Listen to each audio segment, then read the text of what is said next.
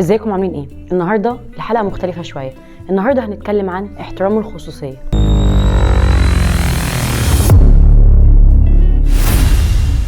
كام مره وانت راكب اي مواصله وقاعد ماسك التليفون بتاعك ولقيت حد قاعد باصص لك كده في التليفون؟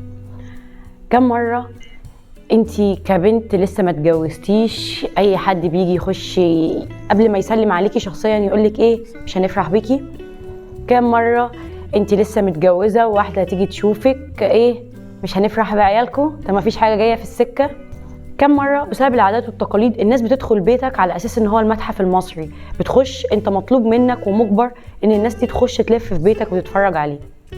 فالنهارده احنا هنتكلم شويه عن الحاجات دي، وهنتكلم ازاي نحط لنفسنا مسافه بيني وبين الشخص، وازاي ما نخليش حد يقدر يتخطى الحدود اللي احنا حاطينها دي. في مواقف كتيره بنمر بيها بسبب العادات، بسبب ان انا صاحبك وخايف عليك فانا بتدخل في حياتك، حتى لو انت ما اديتلوش المساحه ان هو يتدخل، بس هو لازم يجي يتحط كده فجاه، وانت بتبقى محرج ان انت تكسفه، بتبقى محرج ان انت ما تردش عليه، فبتبقى بتتكلم وانت حاسس ان انت مجبر على ده. فيا جماعه لازم نتعلم ان احنا نحط حدود لنفسنا، لازم نتعلم ان احنا يبقى لينا حياتنا الخاصه، لازم يبقى فيه 5% كده مسافه بيني وبين حتى اقرب شخص ليا في الحياه. ما ينفعش ان الشخص اللي معاك يتخطى حدوده اللي انت حاططها له. غير كده انا دايما شايفه ان الشخص اللي ما تكسفش ان هو يتدخل في حياتك وفي خصوصياتك، المفروض ان انت ما تتكسفش ان انت تحرجه وتوقفه عند حده، لان اللي بيحصل ده اسمه عدم احترام الخصوصيه، او بمعنى اصح هو ده قله تربيه. لان الموضوع مش بيبقى من هنا بس، الموضوع بيبدا من ايام ما كان طفل صغير اهله اتعاملوا معاه ازاي. انت لما بيكون عندك طفل لازم تعلمه ازاي يحترم خصوصيه غيره. وده ازاي؟ احنا قلنا قبل كده ان الطفل بيتعلم كل حاجه من اهله. يعني انا لو شفت بابا بيخبط على باب الاوضه هعمل زيه، لو شفت بابا بيخش يفتح باب الاوضه فجاه انا برضو هعمل زيه. انا بتكلم على الطفل بيعمل ده. دلوقتي انا عندي طفل لو شافني وانا بستأذنه قبل ما امسك شنطته، هو بعد كده لو هو بيعمل حاجه هيجي يستأذني.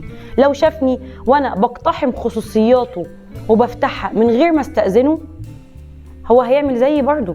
فالطفل بيعمل زي اهله، الطفل مراية لسلوكياتك انت، فانت لازم تكون واخد بالك جدا من تصرفاتك وانت بتتعامل مع طفلك، عشان ما يطلع لناش اطفال اللي احنا بنشوفها دلوقتي، ناس كبيرة بتتدخل في كل حاجة هي ملهاش فيها.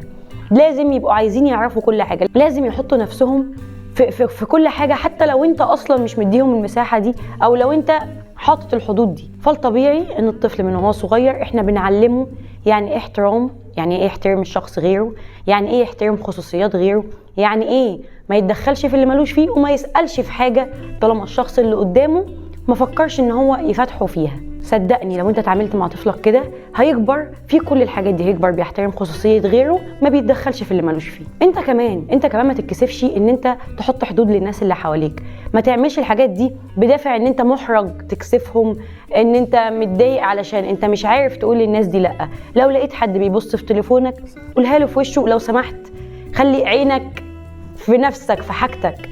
لو حد جالك البيت هو قاعد مكانه، مفيش حاجه اسمها ان انا اخد الناس عشان دي عادات وتقاليد افرجهم على بيتي. انا بيتي مش بازار، يعني انا بيتي مش المتحف المصري عشان الناس يخشوا يتفرجوا عليه.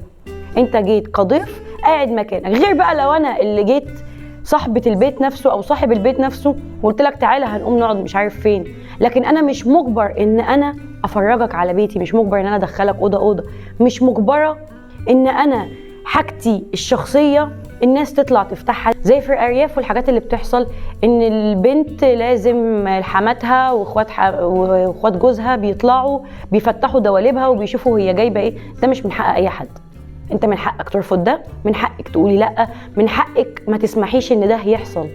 انا عارفه ان في ناس كتير ممكن تزعل مني بسبب الفيديو ده، بس احنا بنتكلم في خصوصيات. انت مش مطلوب منك او مطلوب منك ان انت حاجتك تبقى فرجه للعلن، فرجه للناس كلها. انت ليكي حياتك الشخصيه خليها ليكي، وما تتكسفيش ان انت ترفضي ده. ما ينفعش ان انت تتكسفي، دي خصوصياتك، ما ينفعش حد يدخل اوضه نومك، ده حاجه ما تنفعش. فاتعلموا يا جماعه تحترموا غيركم، وتعلموا تحترموا نفسكم وتحترموا خصوصياتكم، وربوا عيالكم يا ريت، علشان احنا شايفين جيل مش فاهم يعني ايه احترام للخصوصيه، بيتدخل في اللي مالوش فيه. وانتوا يا جماعه حاولوا ان انتوا لو انت شايف نفسك ان انت شخص بتحب تتدخل في حياه الناس، لو سمحت اتربى.